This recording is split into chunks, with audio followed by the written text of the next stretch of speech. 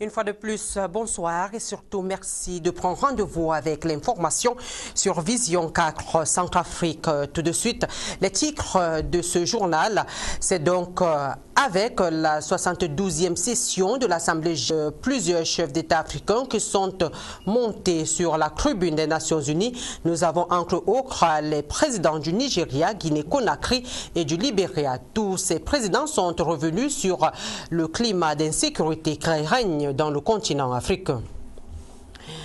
Les titres, c'est également avec la rentrée scolaire. Le début, c'était donc hier et ce jour, nos équipes ont sillonné plusieurs établissements. Question de vérifier l'effectivité même de cette rentrée scolaire. Vous aurez donc le compte rendu au cours de ce journal.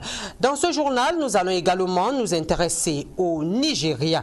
Et justement, de ce côté, 150 militants Biafra viennent donc d'être interpellés. Ces militants revendiquent l'indépendance de leur région et c'est d'ailleurs tout pour le sommaire. Une fois de plus, bonsoir. Ouvrons donc cette édition d'information avec la 72e session de l'Assemblée générale des Nations Unies. Je le disais à l'instant, la grande messe a donc débuté ce jour et déjà à New York, l'on note les sorties de certains présidents africains. Nous avons par exemple le président du Nigeria, celui de la Guinée-Conakry et même du Libéria. Et justement, parlant de ce 72e sommet des Nations Unies. Parmi ses dirigeants se trouve bien sûr le président centrafricain, le professeur Faustin Archange Touadéra, qui prendra d'ailleurs la parole, sur quoi va porter son allocution. Tentative de réponse avec Ambroise Awono. 71e session du sommet des Nations Unies à New York, le président Faustin Archange Touadéra du haut de cette auguste assemblée avait déjà posé les jalons de la situation de son pays et les grandes préoccupations qui l'attendent. Sur cette grande tribune, le chef de l'État centrafricain témoignait alors déjà la reconnaissance de son pays envers la communauté internationale, du soutien que son pays aura reçu et qui aura abouti à la stabilité et la légalité constitutionnelle.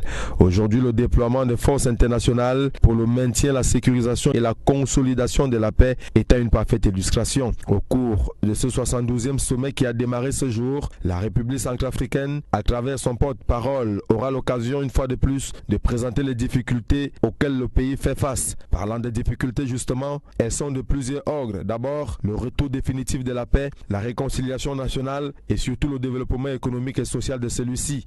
Pendant sa prise de parole, le président de la République doit parler des problèmes de corruption, d'injustice, d'impunité auxquels les pays africains connaissent, la RCA n'étant pas épargnée. Autre sujet que la plus haute autorité de la République centrafricaine devrait mettre sur la table des négociations aux Nations Unies, c'est la mise sur pied urgente de la refondation des forces armées centrafricaines afin que celle-ci soit une armée républicaine et inclusive. Tant de problèmes donc que le président doit évoquer en 2 minutes seulement le temps d'une exposé. Faustin Archange Touadéra devra profiter également pour évoquer le phénomène de changement climatique et surtout les engagements de la COP 21 de Paris qui devront être respectés. Pour ne rien négliger, les partenariats devront être signés pour que la RCA retrouve la paix, la sécurité et son développement pour le bien de tous. D'où la forte délégation qui l'accompagne à ce sommet, à l'instar du ministre de l'économie, du plan et de la coopération internationale. Et justement, parlant de ce sommet, il faut dire que plusieurs questions sensibles seront évoquées du côté de New York aux États-Unis. Nous avons entre autres les relations avec la Corée du Nord et du Sud, le terrorisme et puis l'environnement. Plusieurs sujets qui nous sont présentés dans ce reportage de Sephora Josiane Anga. La 72e Assemblée générale des Nations Unies qui s'ouvre ce jour à New York revêt d'une importance capitale puisque plusieurs problèmes seront évoqués. Le thème de cette année tourne autour de la priorité à l'être humain, paix et sécurité pour tous sur la planète préservée. Une assemblée qui regroupe à son sein plus de 174 dirigeants dans le monde. L'Afrique ne tombe pas en reste au menu de questions sécuritaires qui touchent celle-ci. L'occasion sera donnée à ces différents chefs d'État africains de présenter les difficultés auxquelles ils font face. À la question de savoir sur les différents problèmes qui seront évoqués, le politologue nous donne un bref aperçu. Oui, comme vous le dites, la 72e Assemblée générale des Nations Unies qui a pour thème paix et sécurité dans le monde va sûrement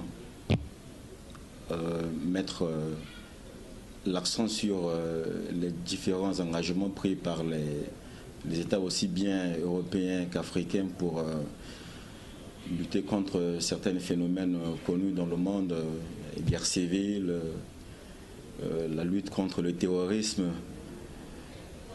Et je pense que la position qui va être aussi celle de tous ces États, c'est de s'engager encore beaucoup plus pour que les objectifs pris aussi bien au niveau international que régional puissent être atteints.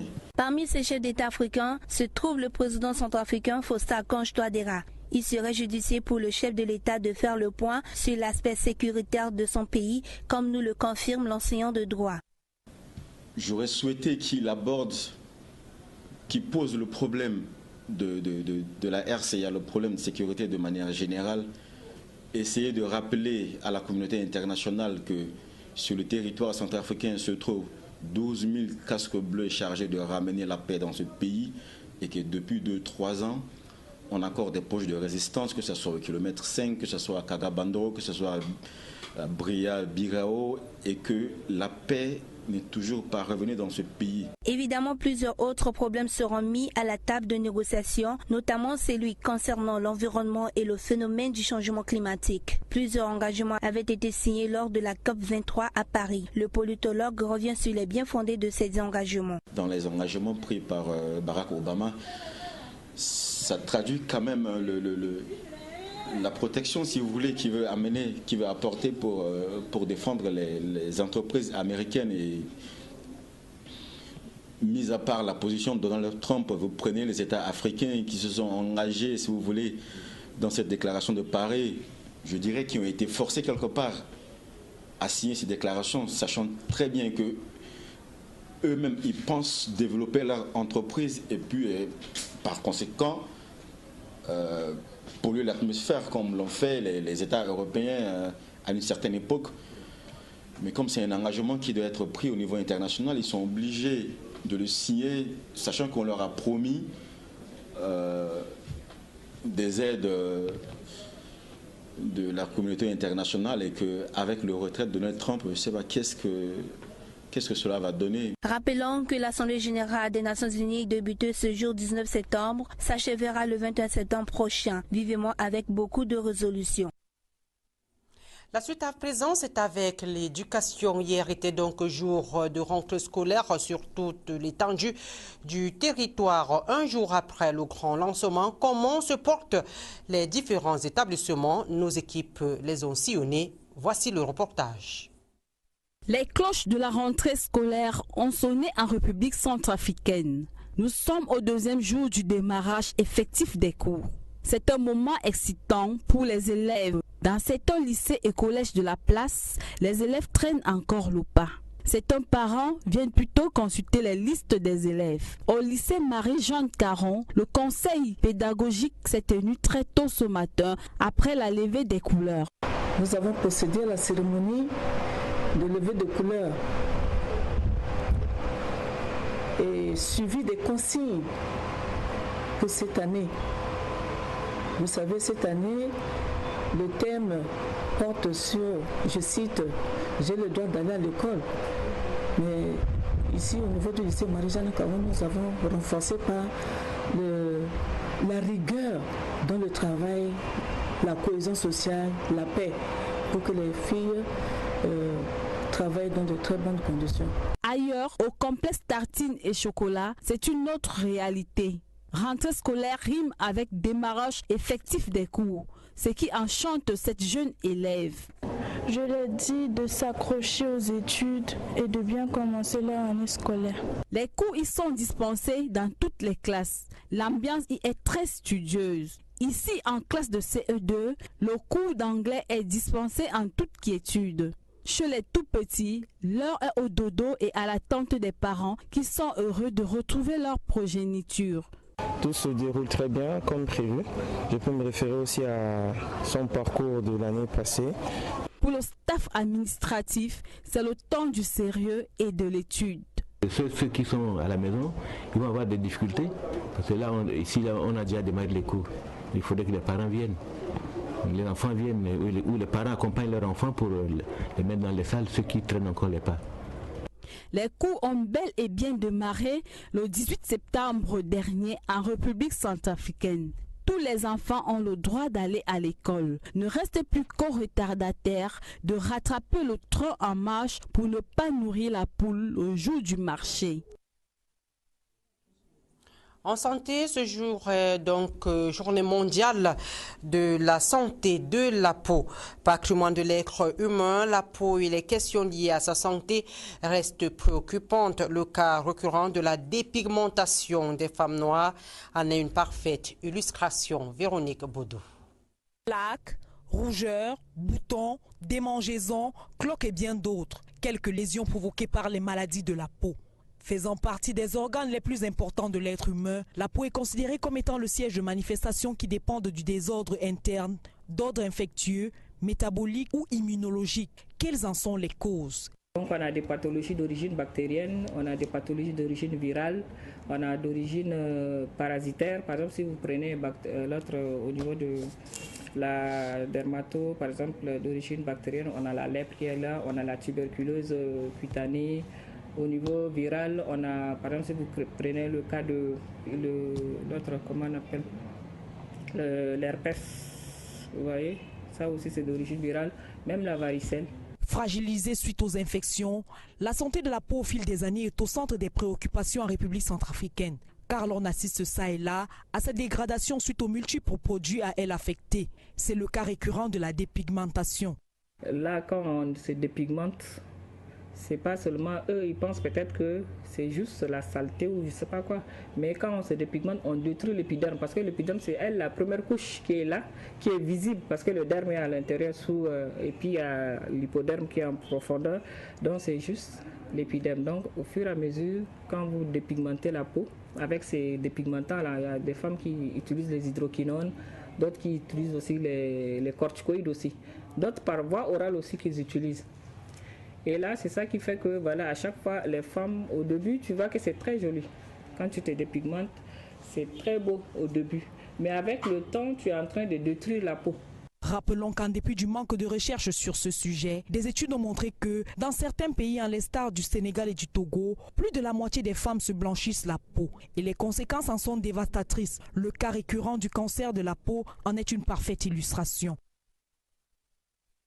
Reparlons de cette grève qui a donc débuté hier à la structure Azur, grève qui s'est d'ailleurs achevée dans l'après-midi. Et hier donc le directeur général de la dite structure était face à la presse. Il est donc venu recadrer les choses. Le reportage de Ambroise Awono nous en dit un peu plus sur sa communication. Les locaux de l'entreprise de téléphonie mobile Azur ont été pris d'assaut ce matin par les employés. Ils réclamaient alors 4 mois d'arriérés de salaire et le départ imminent du directeur général. Rencontré, ce dernier dit être surpris. C'est un peu curieux que des employés demandent le départ de leur directeur général, qui est l'employeur. L'entreprise reconnaît néanmoins 3 mois d'arriérés de salaire sur les 4 que réclament les employés, a-t-il ajouté, mais annonce que ceci est dû à certaines petites difficultés que la société a rencontrées depuis un certain temps. J'ai été pillé, madame, a été pillé, son revenu est tombé de plus de 60%. On a tenu, on n'a pas licencié un seul employé pendant toute la crise. On a payé les salaires chaque fin de mois. Mes employés sont là, ils sont témoins. Mais qu'est-ce qui s'est passé? La crise a pris du temps. La crise a pris du temps. La crise n'a pas été passagère. Et la crise économique, aujourd'hui, je ne dirais pas que nous sortons déjà de cette léthargie économique. Le directeur général condamnera cette attitude de ses collaborateurs qui n'ont pas respecté les procédures normales en vue d'envisager une quelconque manifestation. Parce que quand on parle de grève, il y a une procédure pour observer la grève dans une entreprise. On n'est pas dans la jungle. Quand vous avez des problèmes avec votre employeur, vous lui écrivez, il vous reçoit. Maintenant, si vos revendications, vous n'avez pas de réponse à vos revendications, vous pouvez maintenant écrire et demander un préavis de grève qui va prendre minimum 3 jours avant que vous ne débrayez. Mais aucune de ces étapes n'a été respectée. Le chef d'entreprise pense même que la grève a été précipitée à cause de certaines décisions qu'il s'apprêtait à prendre. On a fait une commission paritaire. une commission paritaire d'avancement des salaires. Et il s'est avéré qu'il y a 39 personnes qui sont détenteurs de faux diplômes. 39 personnes.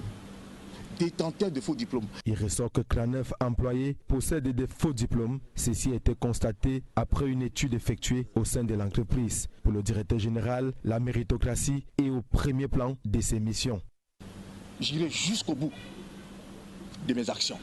Parce que j'ai décidé de restructurer de fond en comble cette société pour qu'elle devienne l'une des meilleures sociétés de la République centrafricaine, où le centrafricain qui a son diplôme authentifié puisse venir travailler librement et gagner son argent. Notons que la direction générale entend aller loin avec son engagement de faire le toilettage au sein de ces structures qui a déjà subi jusqu'ici. La suite, c'est avec le Congo et c'est avec la réforme de fonctionnement des formations sanitaires qui est donc passée au scanner depuis ce matin. C'est donc au Congo-Brazzaville. C'est à la faveur d'une rencontre organisée par le ministère de la Santé et de la Population. Le compte rendu de Jean-Pierre Noy. Les agents de formation sanitaire privés doivent véritablement maîtriser les procédures administratives, financières et logistiques des petites et moyennes entreprises.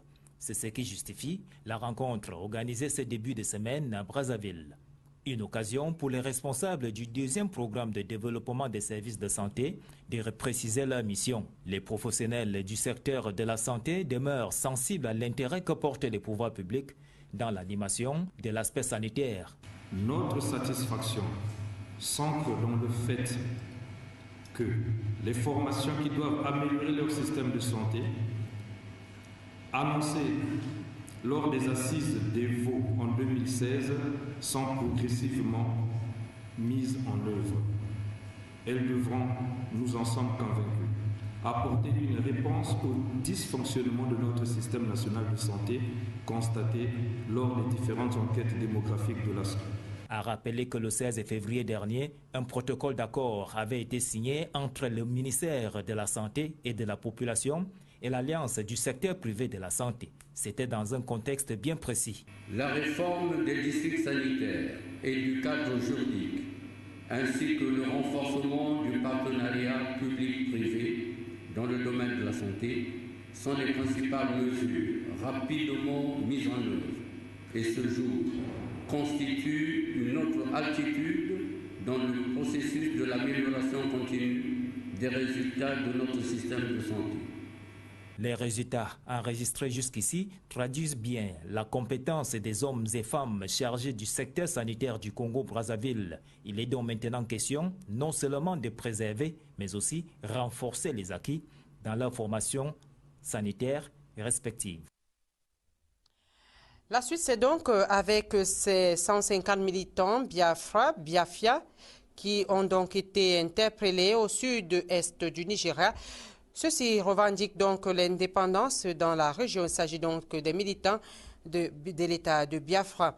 En Côte d'Ivoire, des affrontements ont eu lieu entre des policiers et des étudiants qui protestaient donc contre la hausse des inscriptions à l'approche même de la rentrée scolaire. Et puis en Espagne, l'ambassadeur nord-coréen vient d'être expulsé. Il est désormais persona non grata. Le point de toutes ces informations, c'est avec Stand Écolo. Incident ce week-end à Umuahia, dans le sud-est du Nigeria, à l'issue desquels près de 150 personnes présumées du Biafra ont été interpellées.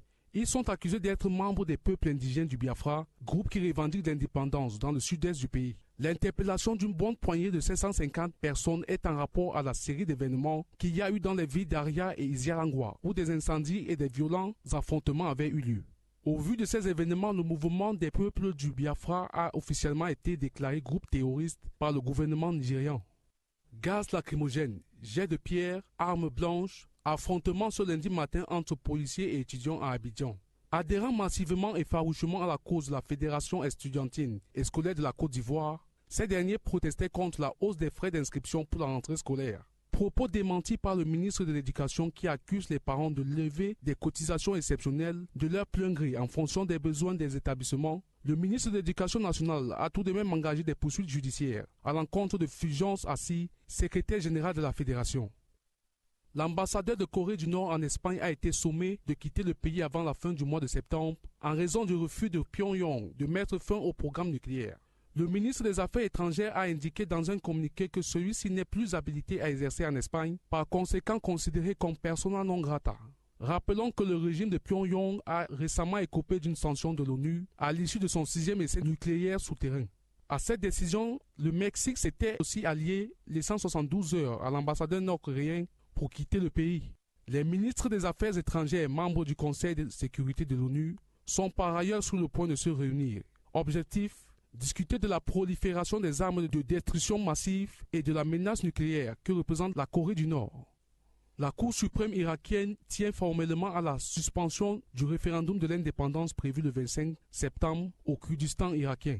La plus haute instance judiciaire du pays s'est mise d'accord à ce sujet, en contradiction avec certains députés dits chiites et turkmènes que représente la province de Kirkouk du nord de Bagdad. À ce sujet, les réactions divergent et convergent selon les intérêts. Le Premier ministre britannique tente de convaincre Masoud Barzani, le président de la région autonome kourde, de renoncer à ce référendum. Nous sommes attachés à l'intégrité de l'Irak, a-t-il déclaré. À l'approche du rendez-vous électoral, certains diplomates se succèdent auprès de Barzani. Washington et d'autres plaident pour que la région règle ses différends avec Bagdad. Nous sommes donc arrivés au terme de cette édition d'information, mais alors je vous laisse en compagnie avec votre page météo. Bonsoir.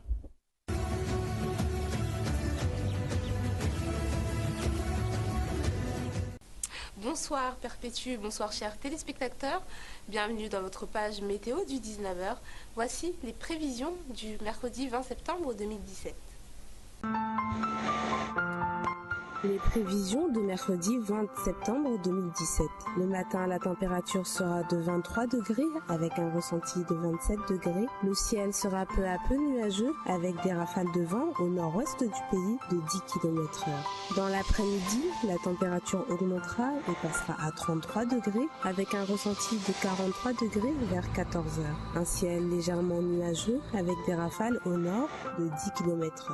Le soir, la température baissera, quelques éclaircies sont annoncées avec possibilité de faibles averses. Rafale au nord du pays de 10 km/h. La température sera de 23 degrés aux alentours de 21 h avec un ressenti de 27 degrés.